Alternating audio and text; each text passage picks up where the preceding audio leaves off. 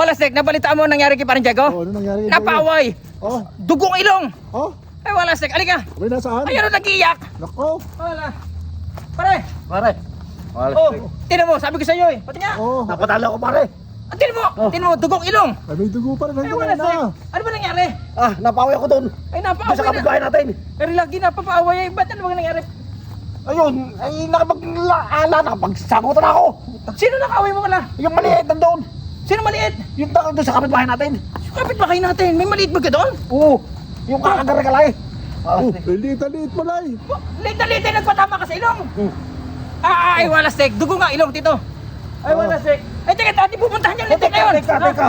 Bakit? Hindi naman ako tinamaan nun eh. Ay bakit dumugo ang ilong mo kaya di ka tatamaan? Ah, yung Ingleseroy. Inglesero? Oo. Kaya pala naman. Yung maliit na bata? Oo. Yung galing abroad? Oo. Oh, Ay wala sek. oh. Ingles ang Ingles eh. Ako may sumagot. Yes, no. Ay wala, hindi ka nga nakano eh. Ay wala. Pinatulan na ito? Aba. Napakaliit na na eh. Hindi mo kinaya? Hindi ko kinaya pare. Ay wala sek. Alika balikan natin. Balikan natin. Ay, ano sasabihin natin? Ha? Ay napakadali na niyan. Oh. Oh. Hmm. Ay di umpisa puntahan natin doon. Oh. Oh. Sabihin natin, hey! Where is your problem? Oh. Sasabihin natin eh, where is your problem? Where is your problem? Oh. Oh. Para Nasaan? Hindi ba? Parang sasama pa tayo sa problema niya. Nasaan ang kanyang problema? Bakit? Iba yun, hindi ganyan. Hindi ba Oo, kaganyan? hindi ganyan.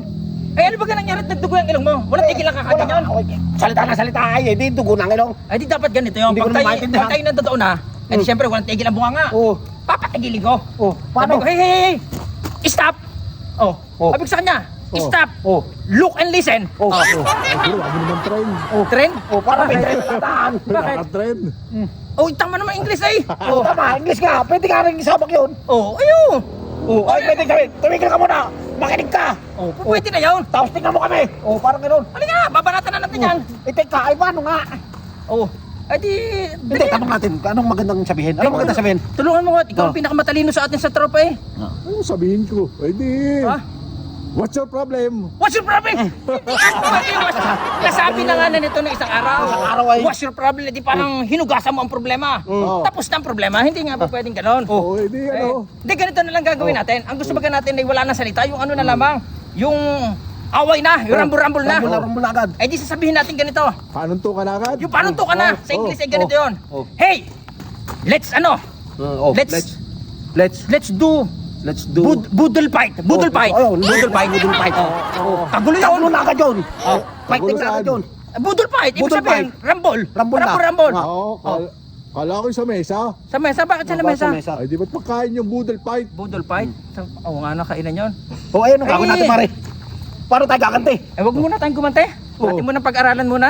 Ang hirap eh. Ay pampain mo muna yung dugo. Wala ay, rin. ko. Ay, titika lang ka rin. Kukuha ko muna ito ng dahon ng bayabas. Ato. Ay, Hindi na umpat ang ano, balingoy-ngoy. Ay magtagalog ka lang muna. Magkakaroon ko naman.